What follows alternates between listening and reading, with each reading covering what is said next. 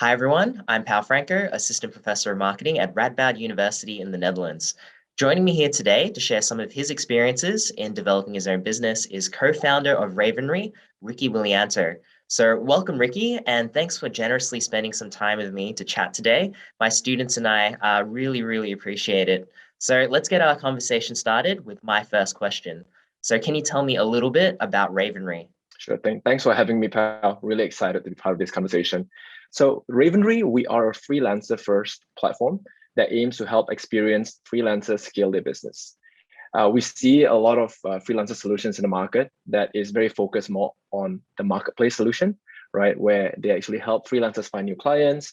But we thought that there is a huge gap in building the right tools for these freelancers to be able to kind of take their business to the next level, because ultimately they're building their business, right? So our product really is focused on helping freelancers find high quality clients. We want to really help them scale their business by digitalizing and productizing service offerings and showcase their past work, automate their back-end operations, things like that. Because as a freelancer, oftentimes you're kind of like working alone by yourself and there's no one to help you, right? So that's kind of the idea, building tools to solve this problem. We hope that we are able to kind of help them empower them to kind of like do more things that they love in a flexible and also in a financially rewarding way. So at this stage, we are about 3 years into the business, and we have about 1,000 plus freelancers. I can't name specifics, but we work with only select freelancers. So not everyone can kind of like be part of the network right now, because everyone needs to go through a vetting process. And the reason for that is simple. It's because we really want to, in the early days, we really want to commit ourselves to helping these group of freelancers be successful. And then once we kind of figure out a formula to do it and the right tools and features to kind of do that properly, we want to scale that to more people. But of course, as a startup, we want to start properly, and we want to start small because we care a lot about the impact. All right. And what drove you to start Ravenry? So I started the business in 2018, but we actually have had the idea for a long time. So I lived in Australia for a long time. And then when I moved to Singapore, I think that was kind of like when the whole, gig model or the gig platform business started to kind of appear in Asia, right? I think it was popularized mostly by Uber at that time.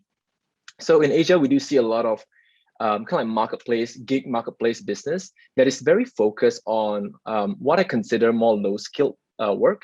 So things like, delivering food, like driving, a taxi, things like that. We do see kind of a lot of like these kind of platforms around, but there's not really any, company that is focused on solving the gig economy business for the knowledge workers, right? So if you think about knowledge workers, they're people like research assistants, analysts, industry experts. They might be a writer, a journalist, etc. It's very hard for these people to kind of like find meaningful work, because if you kind of like build an open marketplace business, like Uber, for example, you don't really care as much about like whether your driver is like 20% better than the other driver, right? The low skilled work value is pretty like homogeneous, and it's very hard to differentiate yourself as a person, right? So if you kind of like apply that to knowledge workers, their value is actually in like how they've kind of like built the experiences, the kind of projects they've been involved in. An open marketplace solution doesn't allow those individuals to really stand out, because you get buried by everyone else who say, oh yeah, I can do a logo for you as well for $5. Oh, I can actually help you write that research paper for $10. But it's very hard for those people who actually charge proper money, right? Because they have the right experience, to convince someone on a freelancer marketplace that, hey, like I can actually do a really good job, right? But you do have to pay me something that I can, I find fair, right? So that's kind of like when I thought, okay, like maybe there is a market for a freelancer solution that is just focused on knowledge worker. And that's kind of like when we started Ravenry. And yeah, it's been 3 years so far. Wow. And what are some key challenges during those 3 years of starting this business? Yeah, so when we started the business, I was very adamant that we wanted to prove that people will pay money for this. I think like that's kind of like the top of mind problem that I want to solve together with my co-founder. So when I started the business, we immediately kind of like built a prototype, literally just using email. And what we did was we just connect. First of all, we recruit all these freelancers, right? I think like at that point we had like 3 freelancers, and like we vetted them. They're really good. And then we basically went out, like and sold literally like these individuals to like large corporations and say, hey, like this freelancer of mine, Pao, he's really good, like, with innovation, consulting, like you should work with him, yada, yada, yada. And kind of like through email, we started to kind of like, connect those people with those freelancers with the clients. And that's kind of like how we started, the business. And we realized that people are paying money, and we realized that we can actually make a living out of this. So that's kind of like how we started. Obviously, the early challenges, as you can see, doing all that is as a founder, or well, as one of the co-founders, there's 2 of us, you have to do everything, right? So in the early days, it's all about kind of like, figuring out like how to prioritize, what's important, really kind of like try to get as much insights as possible from such a small like sample of data that you have, to understand like what is like the value proposition, what is the most meaningful thing that, we can actually bring to market. Because again, if you don't differentiate yourself, you pretty much are like everyone else, and it's it's very hard to monetize once you're kind of in that category, right?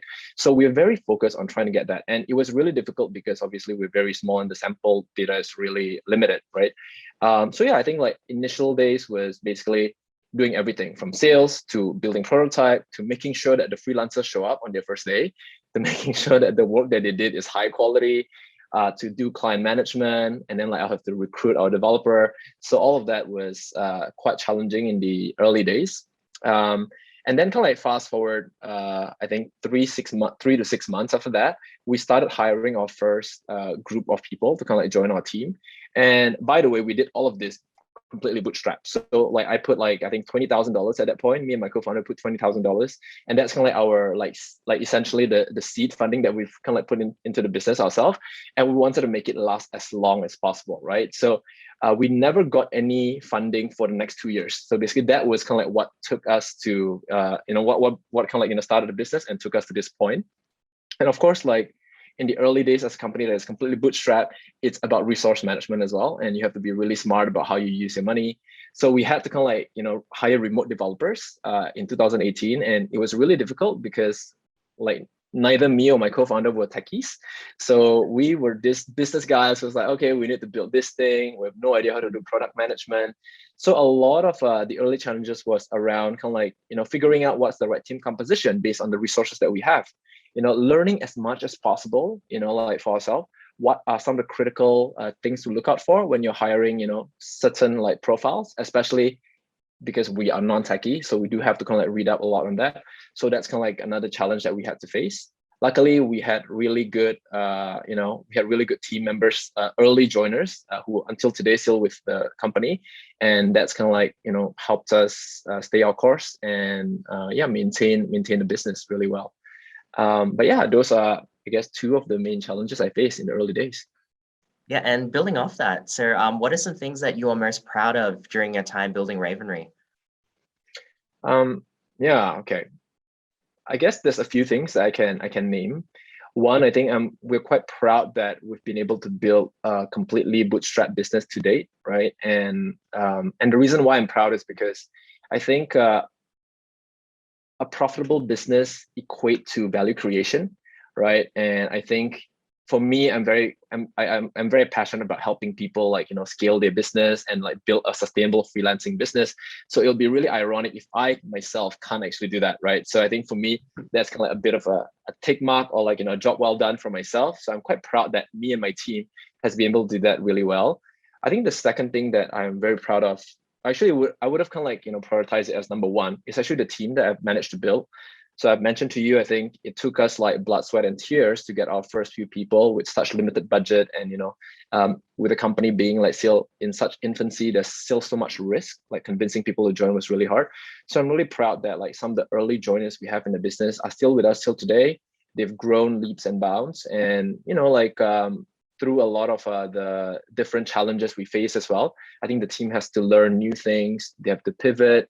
One of the earliest team member that joined us, his background was in computational physics, nothing to do with development at all. And he's the one who built our first like beta version of our app, basically, which is insane, right? Like he had no idea how to code. he knew how to kind of like do a bit of like he knew how to use MATLAB, and I think he knew how to kind of like do macros like VBA, and that's about it. And he had to kind of like build a completely new app for us. So like amazing. He learned how to growth hack after that, and then after that, now he's actually learning how to do accounting for the business as well, while he's still developing our app. So like for me, like being able to kind of like build a team that is so passionate about the business, but also so passionate about like building their own capability and learning and always kind of like pushing themselves out of their comfort zone is something that I'm truly proud of. Yeah, and yeah, I think like that will be my number one like proudest thing in the business. Yeah. Very wholesome, I've got to say. Thanks. So in your journey building Ravenry, what entrepreneurship theories or business strategy theories or innovation sort of ideas have shaped how you've approached building Ravenry? Yeah, there was actually quite a lot. I will probably just list down some of the things that come to mind, but maybe I'll zoom in on a few things that I thought was really meaningful for me. So business model canvas, right? Business model generation, right? That's an amazing like, starter, right? Like that's kind of like one of the easiest framework to understand. And every entrepreneur should have that in like their toolkit, right? Lean Startup is an amazing book as well. So I can like leverage that a lot as well. But I personally prefer design sprints. So there's this book called, I think Sprints is by someone from Google. I like that a lot better because it's just a lot more tangible, right? So it gives like very actionable steps into like, how do you test a certain idea within like a span of like a week, right? So it's very meaningful for a startup with very limited resources. Personally, for my own development, right, not so much on the business side, I actually really like this book called The Multiplier by Liz Wiseman. So it talks about like how you can be a leader that has like diminishing effects to your team, or you can have a multiplying effect to your intellect of your team, right? So that's kind of like an amazing book that I've like, I've used as almost like a personal Bible for a long time, because that's one of the things I inherited from my consulting days. The other book that I really like is a very small and simple book called Feel Like an Artist.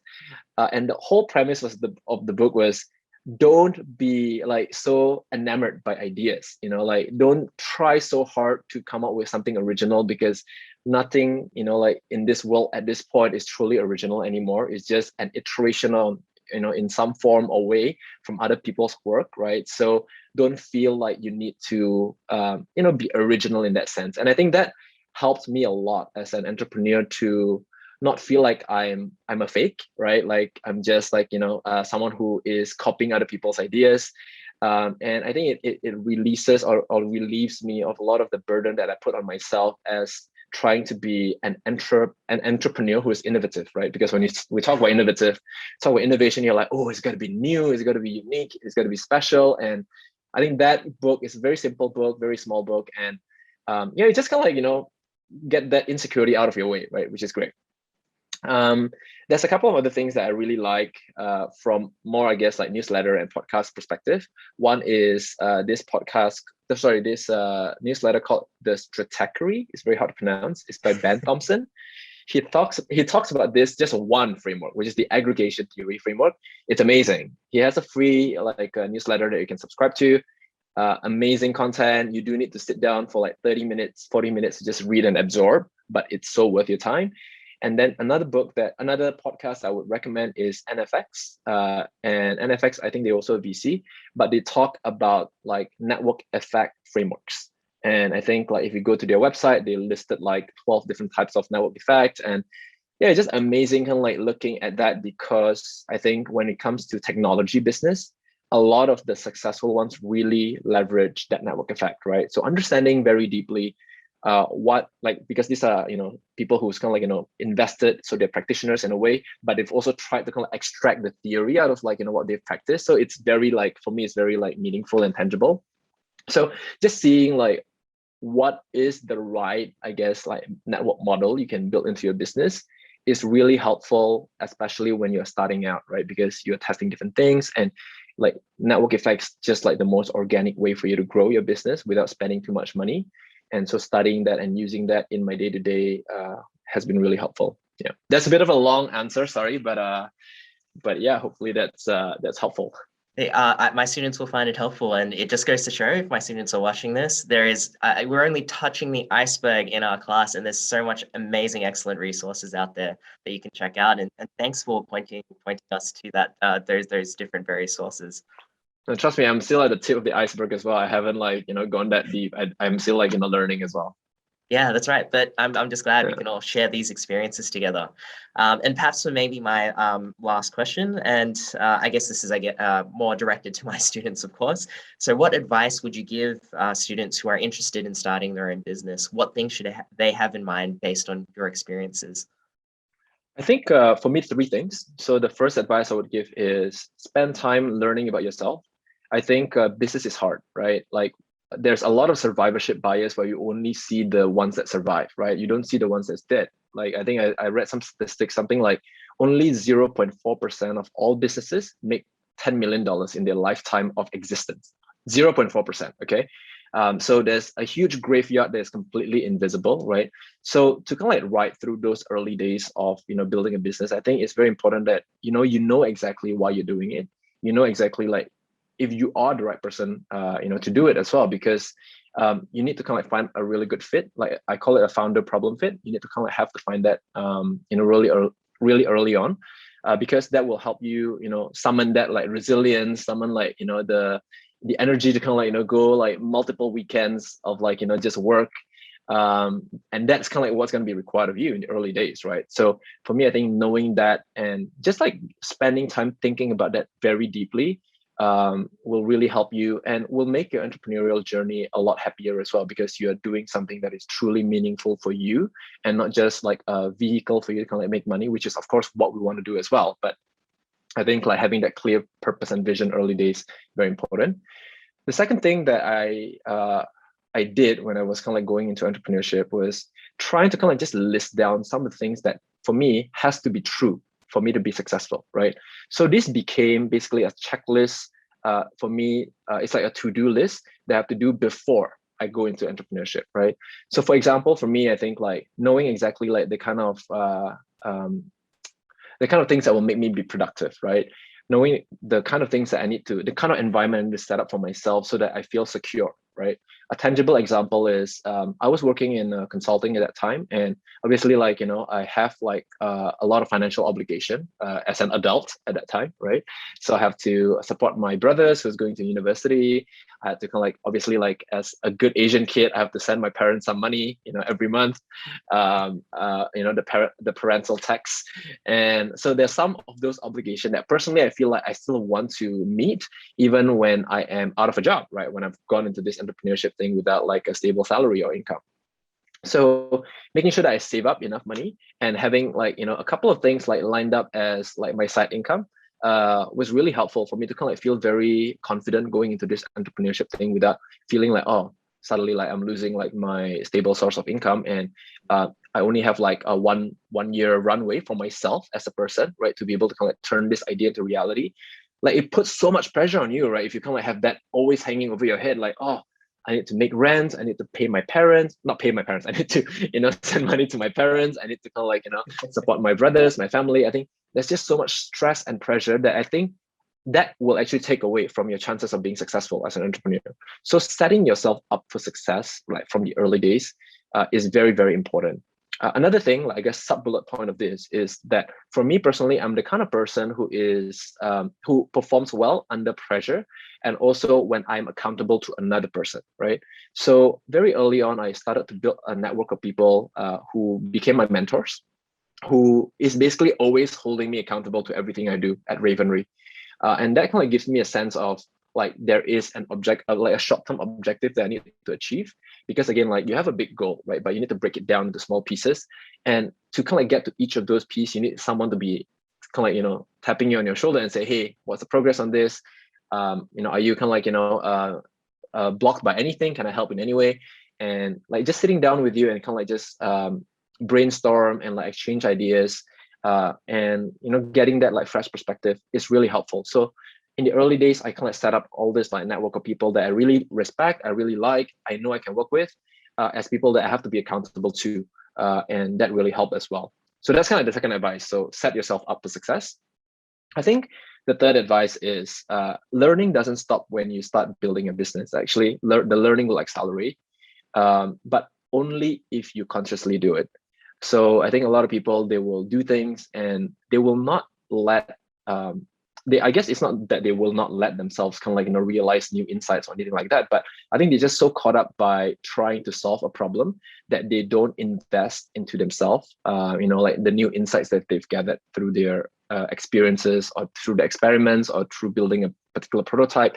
And I think it's so important, especially if you're doing tech, right? Because things move so fast, right? As a founder, you need to equip yourself with the best available information. You need to learn new tools. You need to constantly kind of like have an eye out in the market, seeing what people are doing. And you need to very, very perceptively identify, what are some of the causes of your mistakes? What are some of the things that cause a specific failure? What are some of the factors that drive your success in that particular deal or in that particular conversation or in that particular process or in that particular feature development, right?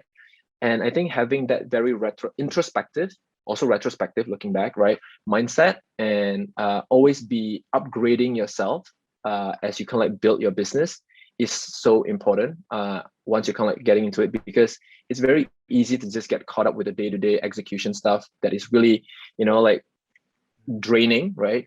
And forget that ultimately you are, in the early days especially, you are the value proposition of your business. You'll have nothing, right, to begin with. Like, so you are like what's unique for your business. So how can you remain unique and like remain relevant in the market, right? So I think like once someone has kind of like gone into that journey, do not forget to consciously invest in yourself and learn and observe, like, what you've done and the result, that you get from like, those activities that you've invested time in. So I want to thank you for your time chatting with me here today. And I wish Ravenry all the continued success going forward. For sure, Paulo. Thanks so much for having me. I'm always excited to speak to more people who wants to learn about, building a business or just like, being an entrepreneur in general. Happy to share like personal struggles as well. I'm very open about those things. So feel free to reach out to me or even your students to reach out to me if they need any help. I'm sure they'll appreciate that. Thanks again. No worries, Paulo. Good luck with your project as well, and with your students' projects as well.